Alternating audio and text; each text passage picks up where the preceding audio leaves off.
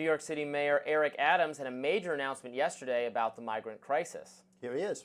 Today, we are announcing the Roosevelt Hotel, which served as both our asylum arrival center and the humanitarian emergency response and relief center for nearly 2 years, will be closing in the coming months. The Roosevelt Hotel has been key in allowing us to effectively manage our operation, processing almost 75% of individuals that have come into our care through these doors. Now, thanks to the sound policy decisions of our team, we're able to announce the closure of this site and help even more asylum seekers take the next steps in their journeys while simultaneously saving taxpayers millions of dollars. With this closure, we're closing 53 sites within the span of a year. Adams had met with Trump's border czar, Tom Homan, earlier this month. The two agreed to reestablish an immigration office at Rikers Island, a notorious jail in New York City. Homan said the two had agreed on other things, but were keeping those private for now. Here are the two in an awkward appearance on Fox and Friends earlier this month. If he doesn't come through, I'll be back in New York City, and we won't be sitting on the couch. I'll be in his office, up his butt, saying, "Where the hell is the agreement we came to?" So, I want ICE to deliver, and I want ICE to deliver. We're going to deliver for the safety of the people of this city. Let's focus on every American and New Yorker should have the right to have an opportunity and survive in this city. We're going to hold you to that. 6 top prosecutors resigned this month after Trump's DOJ decided to drop the corruption charges against Adams. One of those prosecutors, Danielle Sassoon, said she couldn't ask a judge in good faith to drop the case. She felt the evidence against Adams was strong, and she alleged that Adams' attorneys had urged for what was essentially a quid pro quo, a de facto pardon in return for his help with the migrant crisis. Adams' lawyer called the quid pro quo allegation a total lie. And yeah, I've been a little bit, more than a little bit, skeptical of releasing Adams from these corruption charges. I mean, I would say he should both address crime and migrant issues in the city, not because he needs to do that in order to get Republicans off his back to avoid the corruption charges, but he should just be doing that because that is his elected official role, is to make New York City a safe and prosperous place. So I don't know why we're putting our faith or trust in a guy who's like, oh, now he's willing to do these immigration things you want done because you're literally threatening him with potential jail if he doesn't do it. That seems kind of exactly what Homan was referring to there. Also, I don't know, so, and I'm just not understanding, maybe you understand better, what is accomplished by shutting down this the Roosevelt Hotel as a migrant center? So then what is going to be done with those migrants? So the argument is that the actual flow of migrants to New York City has become a small fraction of what it once was, and therefore you can process them elsewhere and save the money that is that is sign being given that to we the have hotel. made some strides. Yeah, but to your larger point, I think that there is this cloud of suspicion over Eric Adams, not just in relation to those charges, but in relation to the nature of the deal that was made with the Trump DOJ. That's why there was some talk of removing him. Governor Kathy Hochul was kind of publicly mulling that.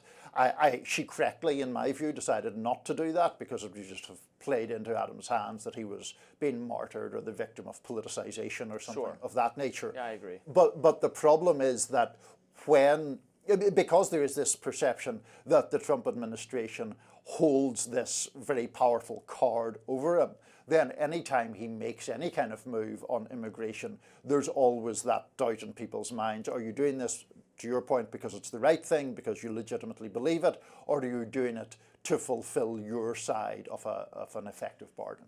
Yeah, this just doesn't seem to be the kind of ruthless politics that Trump and Republicans are becoming more known for. Why not let a corrupt Democrat flail and bring more embarrassment to himself in hopes of, Republican political pickups in New York, I guess is what I would suggest. I guess the idea is that he's a sort of useful token Democrat supporting Trump's immigration policies or immigration stance, I think. Right now. Briefly. Yeah, for the moment. For the moment. Yeah, we'll see.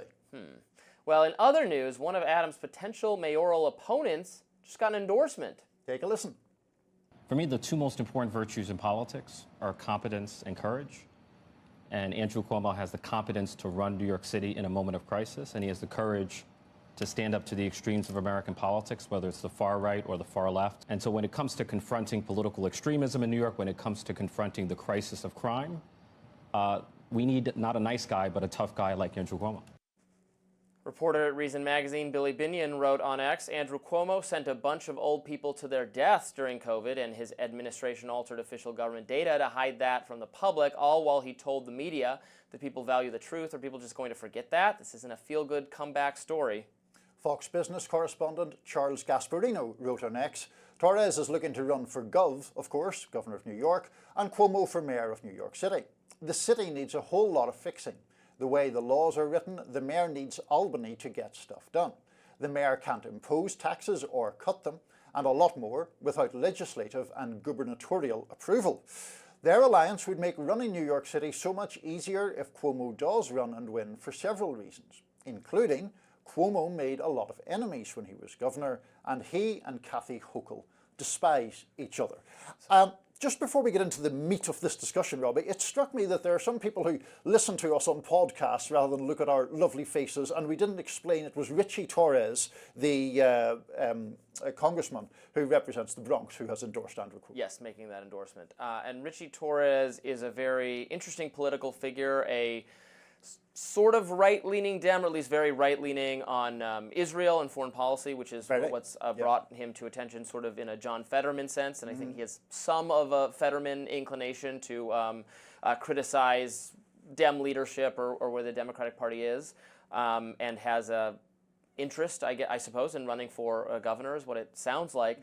Cuomo, is a figure who has been attacked on this show for years and years and years for his COVID policies, for covering up his role in the nursing home scandal, and was forced to resign in disgrace, actually over sexual misconduct allegations that, in my view, as I said at the time, were paled in comparison to the allegations of hiding, concealing data about his COVID-related stuff.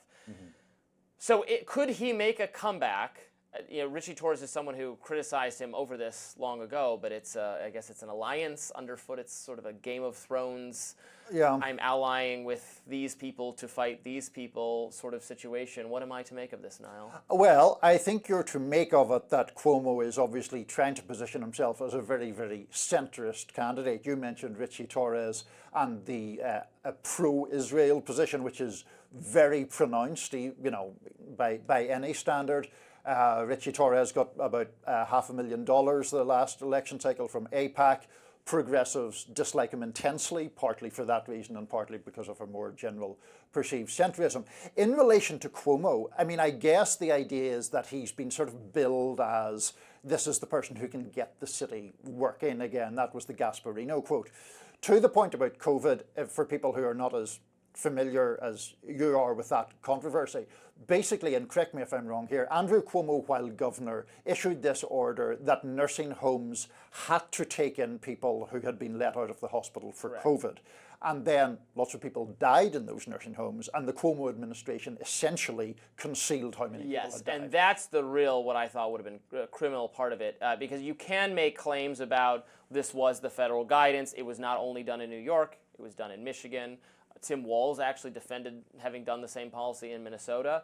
So he did kind of have an out for himself there, saying, well, this was federal policy, whatever. But he wanted that book about how good his response to COVID was. And the numbers of people who had died in nursing homes for the policy was inconvenient for his narrative about how good a job he did. And he ordered aides, people helping him write the book, to ignore that information, to conceal that information. That was the really, really bad part of it. No, absolutely. And obviously if he does run, and there's some speculation that he could declare his candidacy as early as next month, obviously that is going to be relitigated in a big way, as are the allegations of sexual misconduct. Now, to summarize a very complicated story there, 11 women came forward and made some kind of complaint. Cuomo vehemently protested his innocence, although he made some vague apology for making people feel uncomfortable or for any sense that they felt he had acted inappropriately. But there was only one charge ever brought, which was dropped before it came to trial. So that one is complicated, I would say. Yeah, I cannot stand him. I cannot stand Eric Adams, and it'll be an interesting mayoral race. So it doesn't sound like we'll be doing a remote rising from New York to get you to see that race. I pity the city that has to pick between the two of them. Next up, how one lawmaker is throwing shade at the president's voters, rather. Stay tuned.